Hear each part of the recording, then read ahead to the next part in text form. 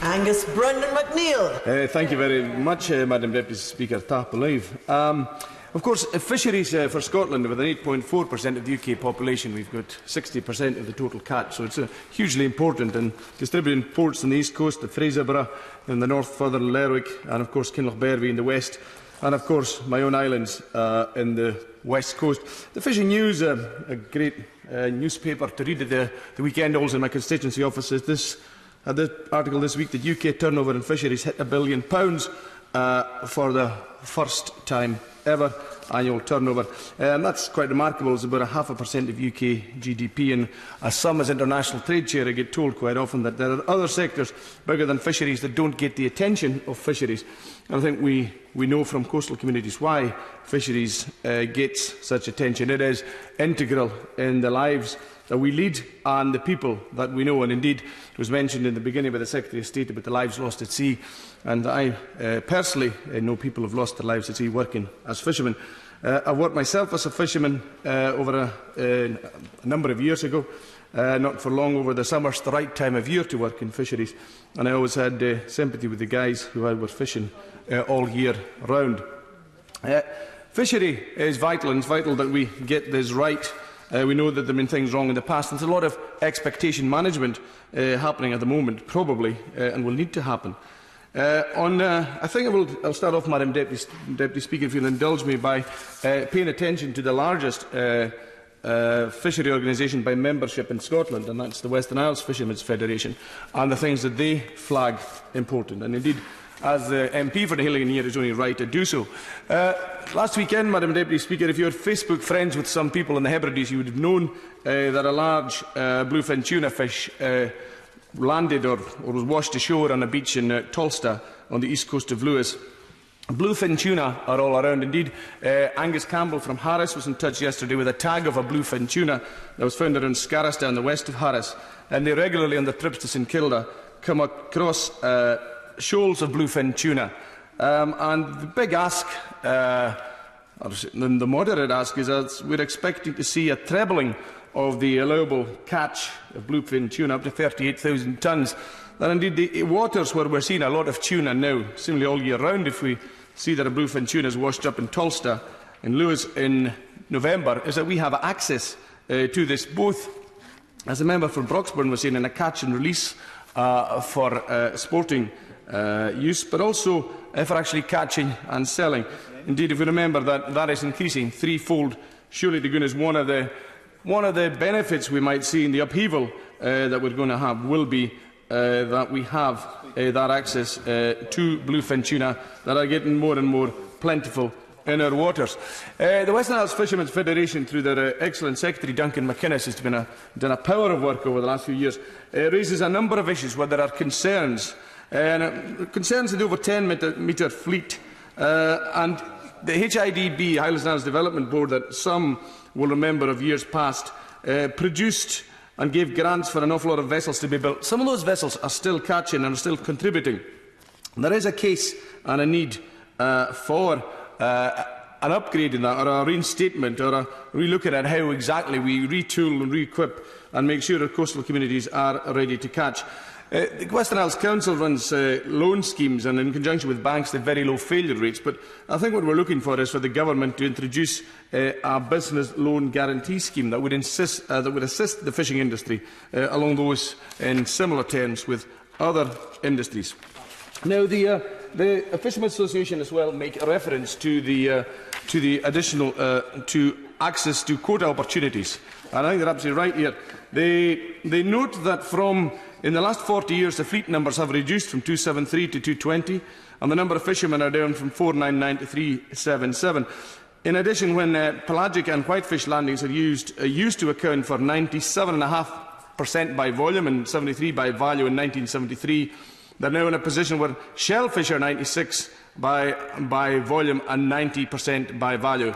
And surely that, as an Eriskay fisherman put it once to me from the island of Eriskay, he said, "I can't remember a time when I sold off my rights to fish mackerel and herring to 20 boats and to 50 families on the east coast of Scotland." And I think that one of the things that I've looked at from the and I've written to the chairman of the EFRA committee, is that we do indeed look into who holds quota, where they got the quota from, where the quota might be better distributed, and of course the idea of community and geographical quotas. And community quota has worked very well indeed in access to other areas. A prickly area that's not probably been touched on is seal management, and I can't resile from mentioning seals and the volume of seals and the amount of fish they are taking. Seals are in the Monarch Islands, which is west of Uist, as a colony of about 30,000, an annual consumption of 2.5 tonnes per seal, and an estimated 75,000 tonnes of fish are eaten. At a very conservative value, the fish is about £1,000 a tonne. That's an estimated £75 million of fish. Now, one of the suggestions, and I put this out there just for some sort of pondering, is a seal management plan that might involve contraceptive darts or something to limit the numbers of seals, because they are certainly out of balance at the moment with the marine environment, and perhaps a lack of killer whales is a concern and an issue in that area. I mentioned to the Secretary of State earlier about the spur dog. He looked like a rabbit caught in the headlights. I had to say the word twice to him. Spur dog, of course, is a fish, so-called, it's a dogfish style, with a particular spur on its dorsal fin. It's often caught in bycatches at the moment. It can't be landed, it can't be used, and I've had fishermen sending me photographs of spur dog, of 20, 100 boxes, whatever, of spur dog. They're early catching this winter period, probably from about now till March. Regularly spur dog will turn up under nets. They're not great at one point anyway. When I was fishing, they weren't great. We spotted in sonar because of the lack of the swim bladder. That might be different now. But they're still ending up in nets by accident. They're a nuisance to clear, and they can't land them despite having value in other countries. So let's make sure that something happens on the line of the spur dog.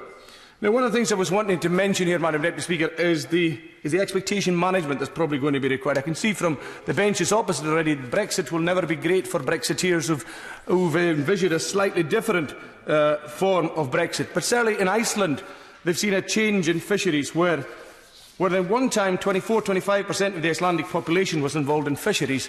It's now, 80–90 years later, about 4% of the Icelandic population in fisheries, and that's due to technology. And they want to see less people involved in fisheries. In fact, the fishing concern HB Grandi, based in Reykjavik, want to see themselves with even less fishing boats than they currently have, because such is the way technology is moving.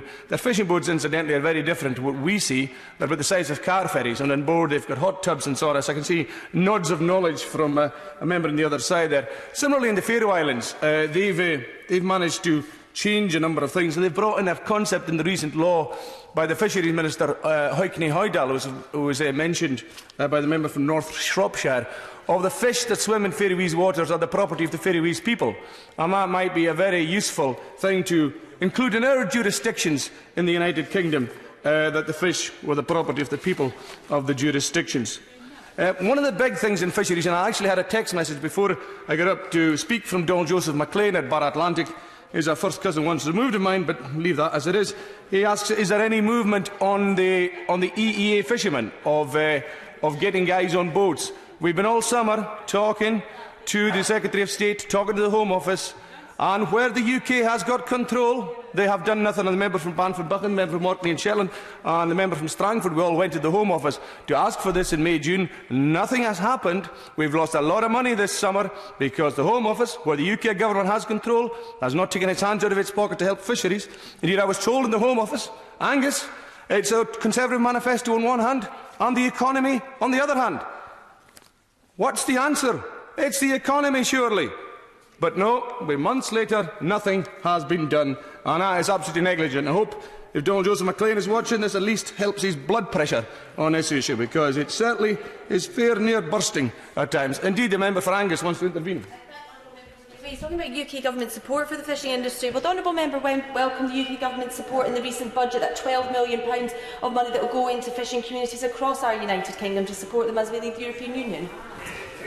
Is that all? And I think if we know where it's going, it's not actually going to the headline figures the Honourable Lady puts. But I hope the Honourable Lady will be wanting to see the UK government absolutely replacing, it's a point I would have mentioned, the UK government making sure it is replacing any loss of subsidy and grants from the European Union, because that is going to be a big concern of fishermen. As a young fisherman in Castlebay told me, he said, I'm lucky, I've got a fishing boat through help from the European Union. Will that remain afterwards? I said, the Tories are in charge. I can't guarantee that one at all. So that's Seamus. I think we have to think of our access to markets as well. We have to be worried about a sellout. We have to remember that when David Cameron went to Europe looking for concessions, fisheries were nowhere near David Cameron's or the Conservatives looked for concessions when they reached Europe. Not a cheap was heard. It was all about migrants. And I've just mentioned we need the migrants. We need people who come and help us in our boats and work in our communities. They are very, very important. If one thing comes out from this debate is the Scottish National Party has a big welcome to people who want to come and work in Scotland, and we would have more people. My community wants them. My government wants them. My council wants them. My processing sector wants people. My fishing boats want people. And there's only one office in London, the Home Office, that is stopping this to the economic detriment of my community. I'm just coming to an end, Madam Deputy Speaker, and I'm grateful for your indulgence. I think we have to think of the patriotism that crops up in fisheries. Let's have some patriotism then in landings as well. We have to think also about aquaculture and salmon, huge part of our industries, and we have to be sure that nothing is being stopped at borders. I asked the Prime Minister at Prime Minister's Question Time one time about shellfish exports being stopped by lorries.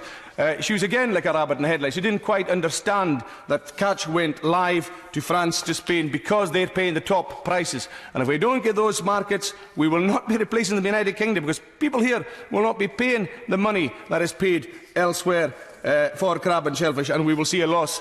And that £1 billion that I mentioned earlier will be lost and will not be as high in subsequent years. So there's a real responsibility in this government that are treading this path, that for years ran with the common fisheries policy, that for years didn't take anything on board, to now take a different tack. We are watching very, very closely as to what they're doing, and we will watch them with a beady eye in the years to come. Now, honourable members have been not too bad at sticking to the time limit suggested by Madam Deputy Speaker earlier, but as the House can see, there are a great many people who still wish to speak. So I'd like to try to impose a voluntary time limit of 6 minutes now. But no, I do appreciate that this is a bit of a surprise to the honourable member for Bamford-Buchan, who has much to say on this subject. So I won't hold him to 6 minutes, but everyone else is now warned. Mr. Duguid. Very much, Madam Deputy Speaker, and I do appreciate you giving me the time that I've already tried to pare down to the 10 minutes that was suggested earlier. It's a pleasure to follow the Honourable Member for Nahili Nyar. As he mentioned himself, the Right Honourable Member for Orkney and Shetland, myself, and the Honourable Member for Strangford, who unusually is not in this position, have this same consistent issue with access to not EU labour, so it's not a Brexit issue, but non-EEA labour that the fishing industry have become dependent on over the years. Anyway, I welcome this opportunity to speak on the fisheries bill, as well as a statement from the Secretary of State. The fisheries sector is hugely significant in my constituency of Bamford-Buchan,